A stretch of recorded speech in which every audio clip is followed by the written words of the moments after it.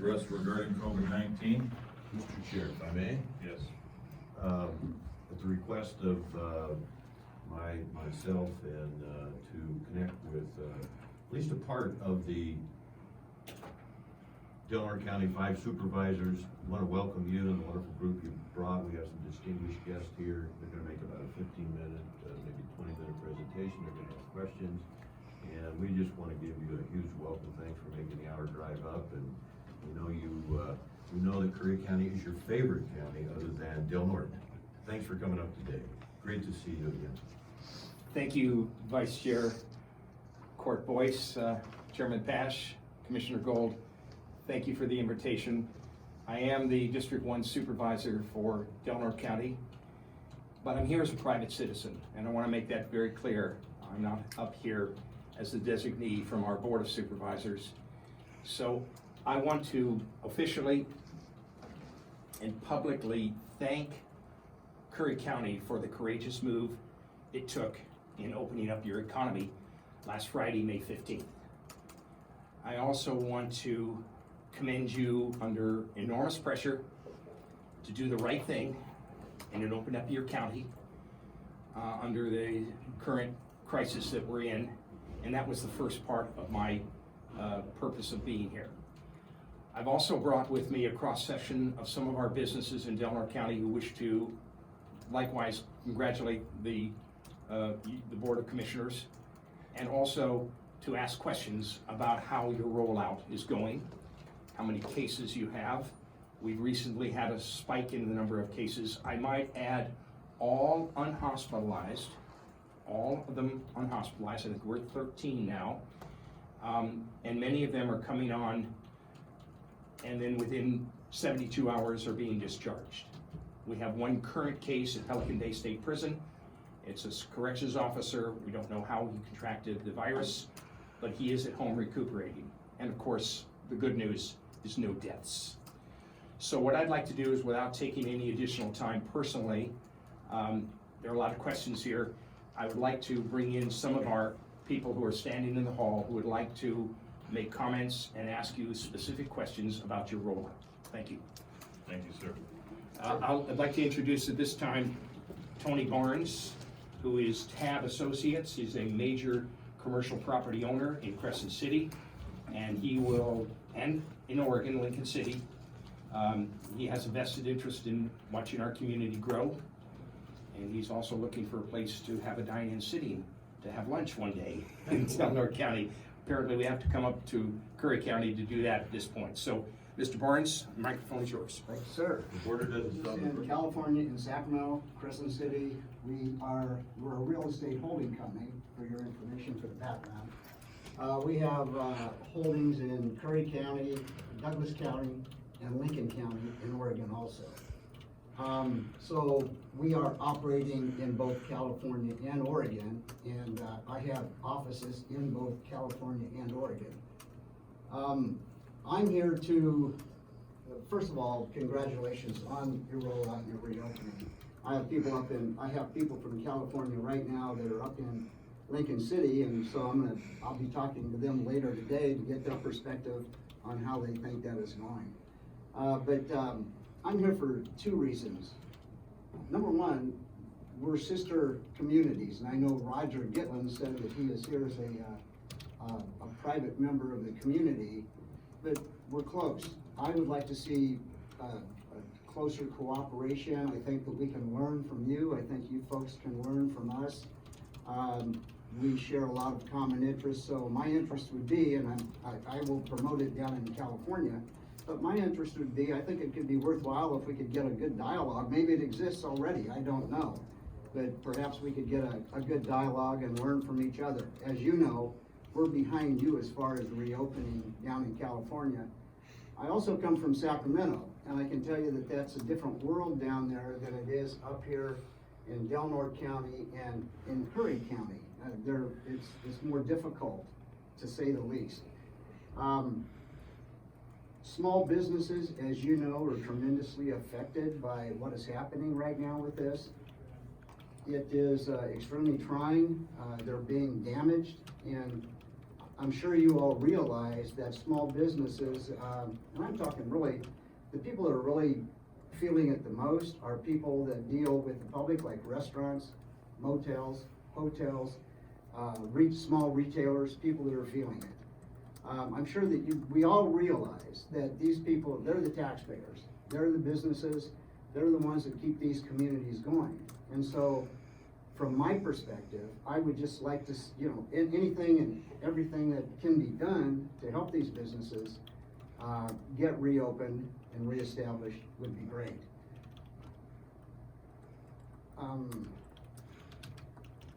Really don't have any questions other than to say these are trying times.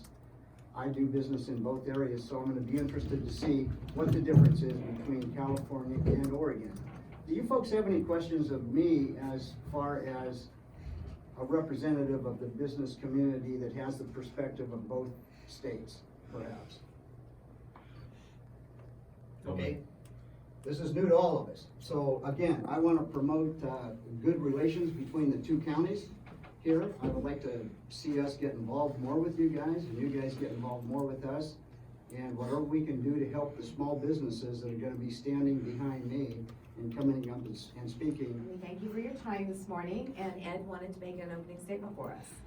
Well, I just do thank you for having us, and we represent a small business. We have a small cafe, Log Cabin Diner in Klamath, and we have been severely hurt, with the closure.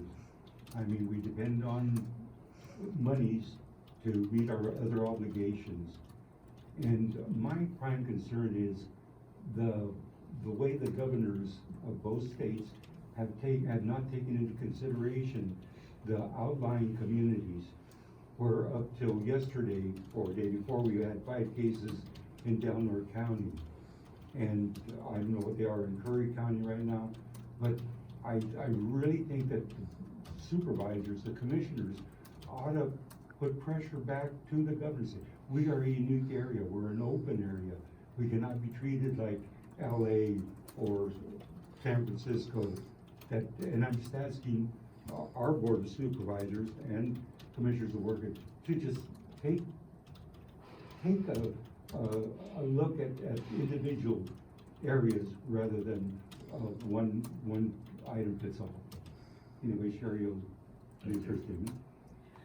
So, I've been reading how you guys are doing your phase 1, which you guys are about 100 times more advanced than our phase 2 is. So thank you for doing that. I appreciate that, and I'm hoping that we can catch up to you. I have some questions. I know that I pulled off your phase 1 reopening for your restaurants, and a lot of the procedures that you guys have put into place mirror that of the county health departments. Is that correct? Except for the 6 feet and the masks is about the only difference, because I think it would be somehow to get the information that the procedures you put into place is what the county health department requires food and beverage to do every day. This isn't something new. We didn't just learn to wash our hands. We didn't just learn to sanitize our stations. We've been doing this. I've been in the business since I was 15 years old. I'm only 25, but I still have a lot to, of knowledge in it. So I would like that to kind of come out is that saying, you know what, we know restaurants are doing this. The only thing that we've added to their dailies is the social distancing and wearing the masks, which when working in the restaurant business, if none of you have ever done that, wearing masks is gonna be difficult. And the reason is because as you're talking to people, as you're getting and you're moving, that mask is moving. And so the first thing you wanna do when your face itches is you're going to reach up and scratch your face. So I'm gonna say that there's gonna be a lot of face touching by wearing those masks.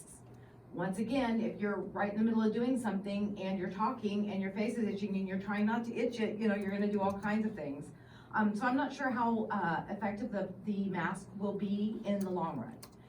Also, with the social distancing, which makes most of our places at about a 50% capacity, which it's hard to make money at 100% capacity in the restaurant business, especially as small businesses. So how do you see in the next 6 months or 18 months, restaurants getting back to being able to do 100% capacity? Because if they don't, they will not be able to sustain, and what I do see at that point is businesses shutting down. And that's what we want to avoid. So I wanna know what your plan would be that we could take back to our county and look at getting our businesses back into that 100% and back into where we've got the tourists coming back in and supporting us. So what is your outlook for your, I guess you'd be your phase 2?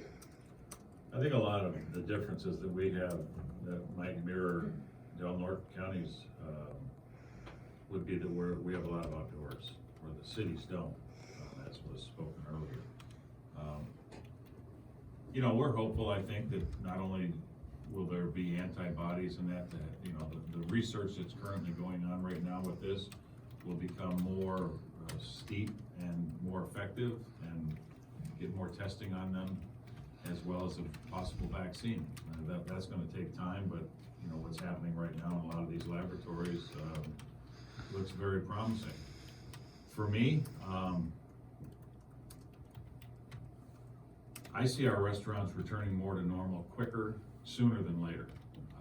I see, you know, I don't think that it's the board's job to micromanage restaurants. I don't believe it's this board's job to manage the local businesses.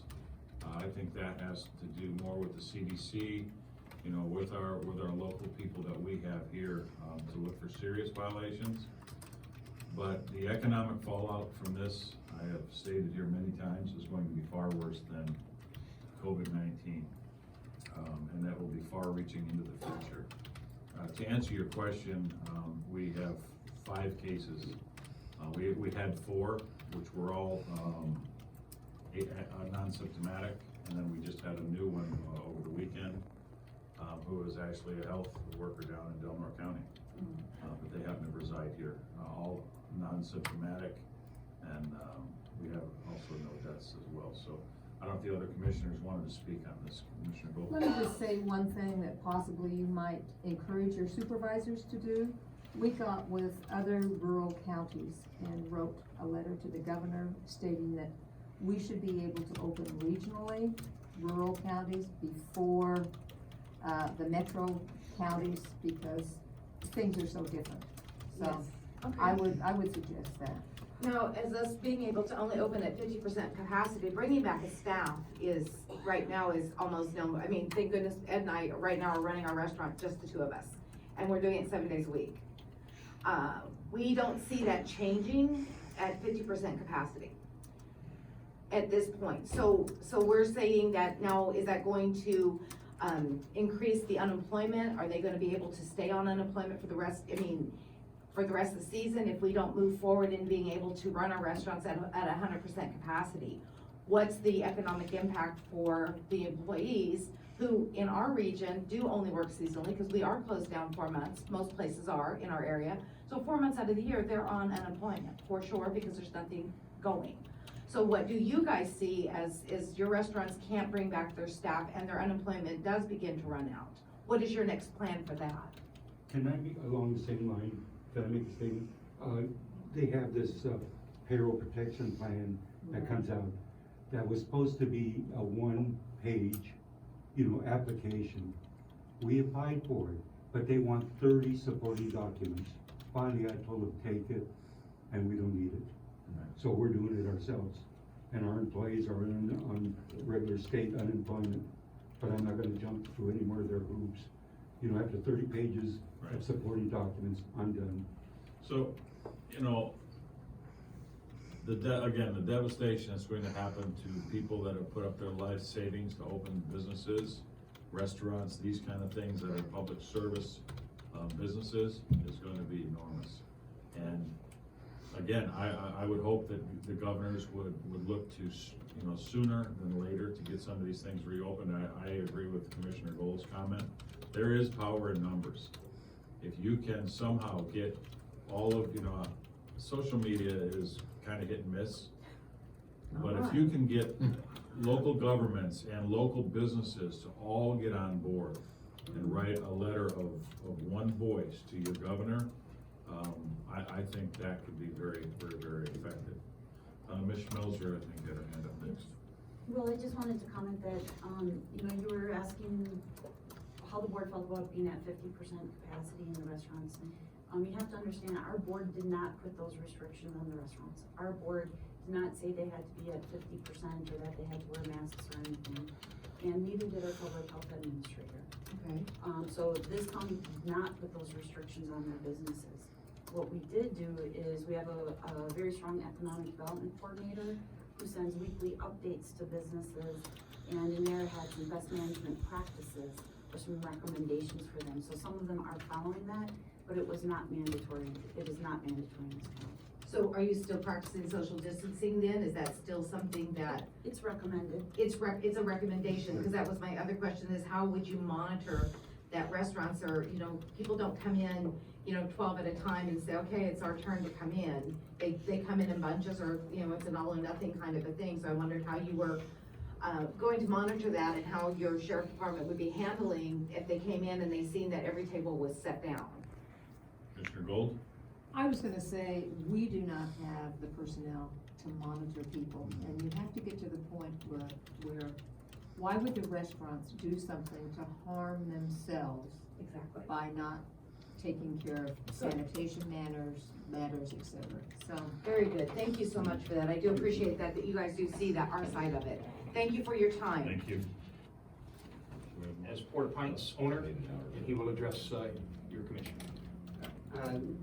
Again, my name is Rick White. Myself and my wife, Dr. Carol White, own a very small brewery, tiny brewery, and like you mentioned, we did pull life savings to start this thing. Not speaking basically just on trying to protect my own assets, my parents. My father's 85, he's got severe emphysema. My mother's 80. They're definitely in that risky group, and therefore I have them stay at home. I don't think that what we're doing is anything to add to fear that's out there. We're trying to create a more comfortable level. Some of the things, the issues that kind of bother me is it seems like there's a lot of decisions made by maybe not enough minds. It's good, I think, to have a lot more minds. We have a lot of some things that don't appear logical. And it seems like, from what I've heard from you folks already, and some of the information you passed on to Sherry, that it seems like you have a more logical approach to what you're doing. And I'm just asking for anything that you folks can do to broaden maybe our input on our decision-making in our county, that can kind of ease the pain. Right now, I'm seeing a lot of, there's been so much fear generated that even as we reopen, I've reopened for dine-in, they're pretty similar to what's going on in Brookings. We're very careful. I mean, I'm a brewer, it's sanitation is number one, and PPE is number one. But I feel that this fear that's there, it's gonna take a long time for people to come back, even if we're totally open. People are just, that fear is it's gonna take a long time for it to go away, what's been generated through the media. And that could have long-lasting effects. As a small business, we've run up our credit through the winter, and then tourist season comes and wow, finally, we can dig out, and we're in our 5th year now. We're finally starting to see that. You get past that 4th year, things start to grow and it gets promising, and then you're hit with something like this. And I really don't think we can recover if we open tomorrow totally. Because of this fear that's been set, I don't look at us really recovering for 2 years. I mean, it's incredible what this has done, and I think a lot of it is very unjustified. And it seems like you folks kind of have a lot of that common sense about it as well. I am a big advocate of, especially this time of year, the masks and things in my facility. If someone's sitting there, maybe they don't have a cold, they don't have anything, but it's allergy season. you get somebody that coughs a lot, it's gonna make people feel uncomfortable. So I am kind of an advocate for wearing masks in those conditions. If you have, you have a tickly throat that day, and it's gonna make the person feel like next to you, because I have to figure out ways to eliminate this fear. And so I want people to wear masks if they're in that condition. I don't want them coughing into their elbow, and they can just, I don't know. So, but overall, that's, I think in general, we're just asking for another opinion, another community, that's in our same predicament, basically the same kind of people. We're rural, small town people. And I just don't think we fit into the mold of the big corporate towns. We don't do that, and we need to have our own plan. And I feel that we're operating very safely at this point. So again, I thank you for your time, and hearing me out. I look forward to any advice that you have, and especially those points that Sherry brought up. Thank you for your time. Thank you. Mr. Gillen, I'd like to ask you another question if I could.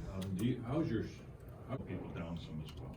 You know, gentlemen and ladies, what I see coming out of this meeting, I've already had a very productive conversation with Julie Schmelzer about some kind of memorandum of understanding between our counties where we can share services, and you recall the social service request you made of our county, and we're working on that. Of course, this COVID virus has kind of interrupted that, but I'd like to see a future agenda item where we do outreach. We already have a sister city in Japan. Perhaps we can have a sister county relationship where we are exchanging. We have so many things in common. We have so many people who come up to Brookings, and particularly Brookings because it's only 27 miles. And you folks come down to our area, and I know I see you around the lighthouse and all these Oregon plates, and then there's so much there that we have in common. And I'd like to see that developed. Vice Chair Boyce, we were talking about where we can have some kind of an economic relationship where we're exchanging ideas on a regular basis, maybe even have a joint meeting at some point in the future where we are talking about things. And I'm not coming up here as a private citizen, but I'm actually coming up here hopefully in the future as a designee from our Board of Supervisors or someone to represent a 2x2, so to speak, and reporting back to our boards. I hope that's something that comes out of this meeting today that we're doing now. And on that note, if we could have retired Sheriff Dean Wilson come up. And Dean was our past sheriff. As neighbors, we have lived in this area, and we have long learned that we have to depend upon ourselves. We have to be self-reliant if we are to be successful. We have to turn to each other in these times when things are difficult and lean on each other for the things that we need, whether that be resources, whether that be help, whether that be aid. And that's partly why we're here. Because in Delaware County and Curry County, Brookings and Crescent City are so strongly tied together and have been all my life. When the Coos County Sheriff and I worked together, we cross-deputized our resources, our officers, so they could effectively work in California and ours could come up and help when needed and necessary, Sheriff Bishop and I. We did so because even though it was not usual, it was unusual, but because we had a trust, a bond, and an understanding that in our area, we have to look to our own resources to solve our problems. And our problems are your problems. This situation that we find ourselves in is highly unusual. I can recall the difficulties that we all faced when the timber tax dollars went away and the terrible cuts we had to make, decisions that we had to go through, and the unique findings we found ourselves in order to solve those and resolve those problems so that we can continue to provide the essential services necessary and needed in our communities. We find ourselves again in that same problem and position, not by some disaster, not by some act, but by our own hand. We have turned this knife upon ourselves and have caused the damage that our communities are suffering through. And it is only through our hand that we can stop it. and we stop it, we must at this point. State of emergency no longer exists. We are into the recovery phase, and we need to move quickly in order to recover and to have any salvation in our communities at this point. As a sheriff, I know that everything I did, everything was dependent upon dollars. And every day we go without the dollars necessary to recover our communities because of the fact that we have no services we're providing, no dollars, no tax dollars that are coming in like they usually did to provide those bed taxes or other taxes that so are desperately needed to provide the services. And we can't look to the federal government or to our state governments to bail us out. It's not gonna happen. We have to dig deep in, suffer through, and fix our own problems. Our own recovery has to come with our own two hands. And they're not hands that need to beg for this. They're just hands that need to work for it. And we're asking and looking towards our communities to help untie our hands so that we can go back to work. I ask this as a retired sheriff because I know that the bodies that I put on the road, the calls, the call takers, and the services we provided are so necessary and needed. And every dollar that we lose, every month that goes by, every week that goes by, and those dollars don't roll in, more bodies potentially will have to be removed and cut from our services. And people will suffer. But more importantly, as a father, husband, and a businessman, our family had spent millions and built millions of dollars worth of value in our community through hard work and through businesses that we created. Most of those businesses are dependent upon the tourist industry. Hotels, motels, my wife's family has built in Crescent City are dependent upon filling those up during the spring and the summer to hold on through the winter times when things are difficult and short. And we've lost our spring, and the way it looks, we may lose a good deal of our summer. The business we own is Ocean World. I hope you all know it. Hope you've come there at one point or another, brought your kids. Could you repeat that, please? Ocean World. Thank you. Yeah, and it is a tourist industry based. Kids come during the spring, during the last part of school to tour through from all over the area. And people come from all over the world and the country to enjoy the redwoods, but they stop at our little shop and our store and our tour and enjoy it. But that tourist industry is suffering, and we've lost our spring and losing most of our summer. That's over a third of our income on an annual basis. Our employees, we've been able to hold on to them through the PPE. We're fortunate to get that, but that's only a temporary fix. I would hope that you will join, and I hope we can get our county and communities to push for the reopening of our national parks, because that is the draw that brings people back into our communities. This thing will not last forever, and I hope it ends soon, so that we can go back to the things that we must go back, and that is to work. Protect those that we know by the science are our most vulnerable in our communities. Our nursing homes, our convalescent homes, our senior centers. Protect those people. Our hospitals need to be protected with PPE and with testing equipment. Our jails need to be monitored and protected. But we also need to put people in jail and keep them in jail because they are ravaging our communities and our people are suffering. I worked all my life protecting my community. 35 years in law enforcement. Not because it was a great deal of money, it wasn't. But because I loved my community, and I loved the people I worked for, and I wanted to see them have a good and fruitful life.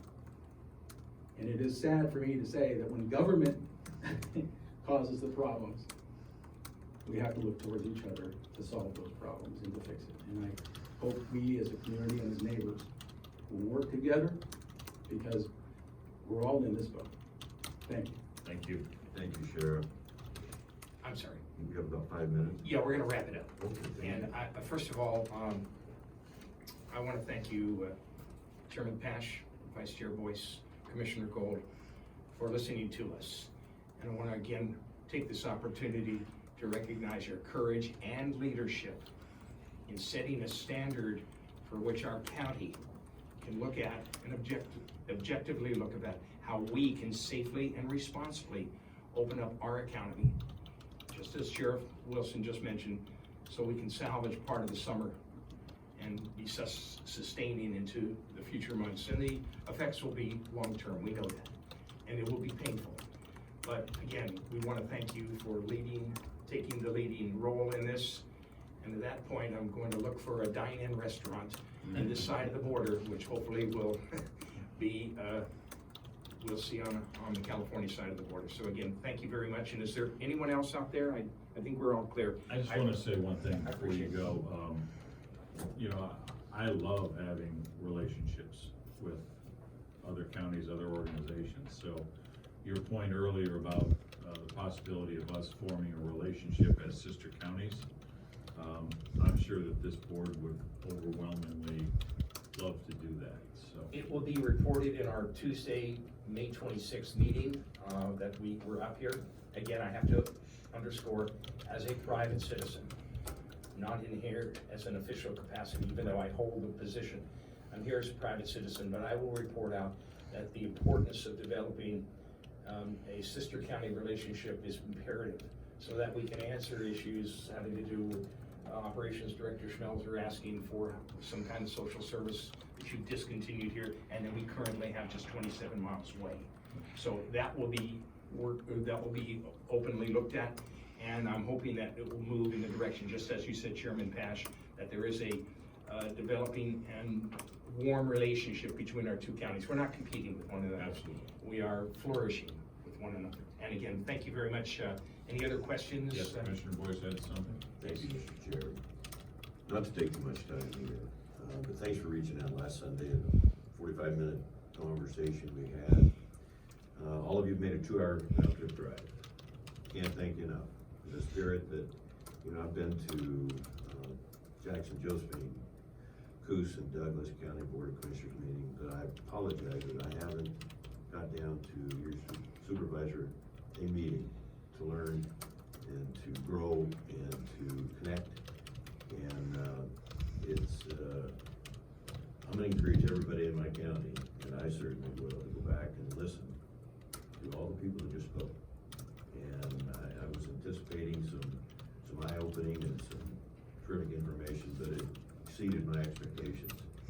And just really grateful. Thank you, Court.